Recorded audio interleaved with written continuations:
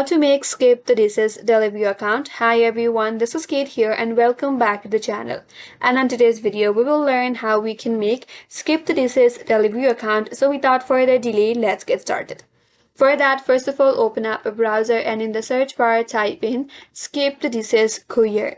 Once you're done with that, now click on the first thing on your interface that says Self-Employed Courier Jobs. Click on it. That's gonna take you to this interface. Here you have to click on Apply Now button. Now to get started, first of all you have to fill in this form here.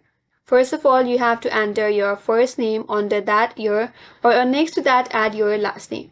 Under that add your email address and also your phone number. Once you're done with that, click on this drop down and select your preferred city. Also, you have to select your preferred contact language. Once done, click on Terms and Conditions, then click on Create Account. And on the next step, you'll be asked to enter or create a password.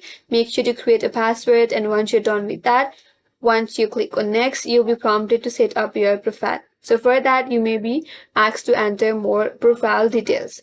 Make sure to provide all of the necessary details. Once you're done with that, you would also have to select your region on the map where you want to deliver or work on.